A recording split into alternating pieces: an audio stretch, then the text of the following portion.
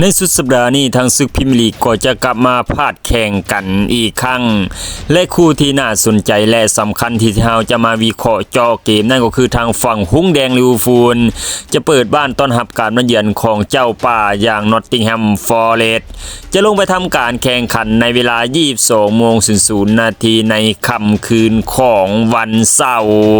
โดยคู่นี้เจอกันถึกเวลาเพราะว่าทั้งสองทีมในเวลานี่ฟอร์มของพวกเขากำลังออกทะเลออกทลายเริ่มจากทางฝั่งหงส์แดงลิเวอร์พูลทางฝั่งเจ้าถิ่นในเวลานี่ลั่งอยู่ในอันดับที่ 8 ของตารางศึกพรีเมียร์ลีกส่วนทางฝั่งทีมที่มาเยือนในฤดูกาลนี้ฟอร์มของเขาก็ไม่ค่อยดีเช่นเดียวกันลั่งอยู่ในอันดับที่ 19 ของตารางศึกพรีเมียร์ลีกและเฮดทูเฮดที่เคยเจอกัน5 นัดหลังสุดทางฝั่งหงส์แดงลิเวอร์พูลชนะ3เสมอ1และแพ้ให้ทางฝั่งเจ้าป่านอตติงแฮมฟอเรสต์1 ครั้งและเจอกัน3 นัดล่าสุดรวมทุกรายการในสนามแอนฟิลด์เป็นทางฝั่งหงส์แดงลิเวอร์พูลเอาชนะได้2 ครั้งและแพ้ทางฝั่งเจ้าป่านอตติงแฮมฟอเรสต์1 ครั้งและนัดล่าสุดที่เจอกันในแอนฟิลด์ในฤดูกาลก่อนก็เป็นทางฝั่งหงส์แดงลิเวอร์พูลที่เปิดบ้านพ่ายแพ้ต่อทางฝั่งเจ้าป่านอตติงแฮมฟอเรสต์ด้วยสกอร์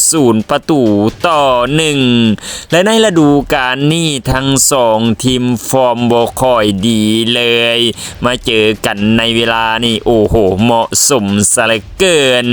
เริ่มวิเคราะห์ความพร้อมจากทางฝั่งเจ้าถิ่นอย่างหงส์แดงลิเวอร์พูลพญาหงส์ที่เคยอลังการแต่ในเวลานี้พวกเขาต้องเรียกฟอร์มกลับคืนมาให้ได้และ6 นัดหลังสุดที่ลิ่นในศึกพรีเมียร์ลีกพวกเขาเอาชนะเพียงเกมเดียวนั่นคือเปิดบ้านชนะทางฝั่งสิงห์พงาแอตตันวิลล่าด้วยสกอร์2-0และ5 เกมพวกเขาแพ้รวดเลยโอ้โหสุดๆจริงๆทางฝั่งหงส์แดงลิเวอร์พูลในเวลานี้ฟอร์มของเขากำลังดิ่งลงเหวซะเหลือเกินและในเกมนี้ทางฝั่งอาร์เนอร์สล็อตจะได้แนวลูกคนสำคัญอย่างอเล็กซานเดอร์อีซักกลับมาหับใส่ทีมอีกครั้งหลังจากที่เขาฟิตสมบูรณ์แล้วในเวลานี้ส่วนทางฝั่งอลิซงเบเกอร์เจเรมีปิมปงนั่นยังมีอาการบาดเจ็บอยู่ส่วนคนอื่นๆอยู่ครบเลยด้วยทางฝั่งพวกสาประตูก็เป็นทางฝั่งมาดัสวิลีที่พร้อมออกสตาร์ตตัวจริงในเกมนี้ส่วนในแนวรับทางฝั่งหงส์แดงลิเวอร์พูลเริ่มจากทางฝั่งแบ็คขวาแน่นอนและในเวลานี้มีเพียงคอร์เนอร์แบดลี่ส่วนเจเรมีปิมปงยังมีอาการบาดเจ็บอยู่ส่วนแบ็คซ้ายทางฝั่งอาร์เนอร์สล็อตมีสิทธิ์เลือก2 คนเลยทางฝั่งมีลอตเคอร์เคสรวมทางฝั่งแอนดรูโลวสัน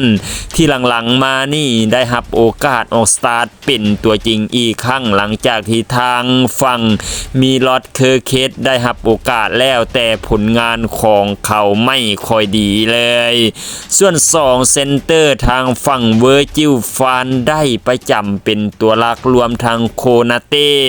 ก็พร้อมออกสตาร์ทเป็นตัวจริงส่วนในแผงมิดฟิลด์เริ่มจากทางฝั่งแม็กอลิเตอร์ที่หลังๆมานี่ก็เริ่มได้รับโอกาสออกสตาร์ทเป็นตัวจริงซึ่งเขาก็จับคู่กับทางฝั่งไลอันกัตเทนแบกที่มีผลงานโดดเด่นที่มีผลงานดีในเกมนี้เชื่อว่าจะได้ออกสตาร์ทเป็นตัวจริงอีกครั้ง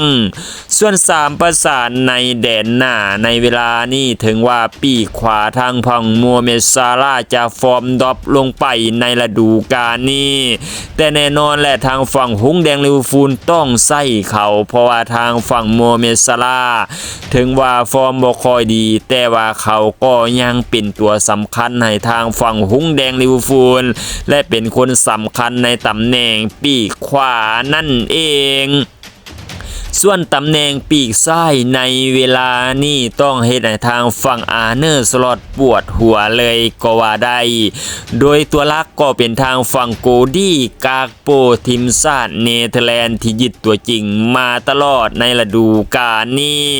แต่หลังๆเฮาก็อาจจะเห็นทางฝั่งฟอร์เรียนเวียดที่ซับเปลี่ยนลงไปเล่นในตำแหน่งนี้และอีกคนในเวลานี้นั่นคือทางเลือกใหม่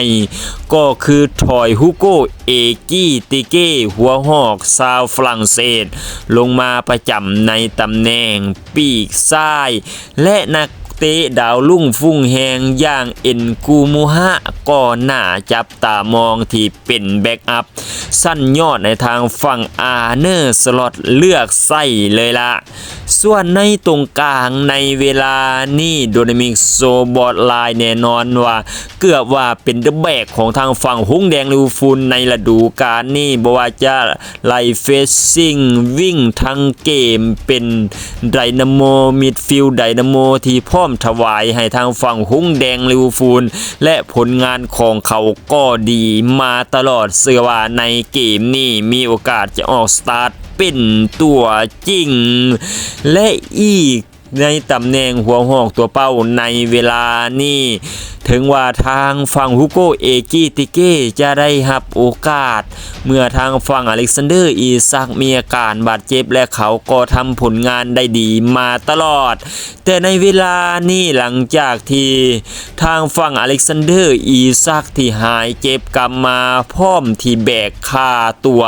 มหาศาลเชื่อว่าทางฝั่งอาร์เนอร์สล็อตก็จะให้โอกาสอเล็กซานเดอร์อีซักอีกครั้งได้ลงเล่นในเกมนี้ถ้าว่าบ่ได้ออกสตาร์ทเป็นตัวจริงก็มีโอกาสเป็นตัวสำรองและบางครั้งเฮาอาจจะเห็นหัวหอก2คนเล่นค่ำหน้านั่นคือทางฝั่งฮูโกเอกิติเก้จับคู่กับทางฝั่งอเล็กซานเดอร์อีซักและถอยทางฝั่งอเล็กเซตเมกอาริเตอร์จับคู่เป็นแฝงมิดฟิลด์ในกาบขวาก็เป็นโมเมดซาลาในกาบซ้ายอาจจะเป็นฟอร์เรียนเวียดนั่นเองฉะนั้นเฮามาลุ้นกันว่าในเกมนี้ทางฝั่งหงแดงลิเวอร์พูลจะเรียกฟอร์มเก่งกลับมาคว้าไซได้หรือไม่ในเกมนี้โดยถ้าวัดฟอร์มโดยรวมและวัดปอนต่อปอนขนาดทีมในเวลานี้เชื่อว่าหงแดงลิเวอร์พูลจะสามารถเอาชนะทางฝั่งเจ้าป่านอตติงแฮมฟอเรสต์ได้อย่างแน่นอนและทุกคนคิดเห็นอย่างไรในเกมนี้เห็นด้วยหรือเห็นต่างลองคอมเมนต์กันมาได้เลย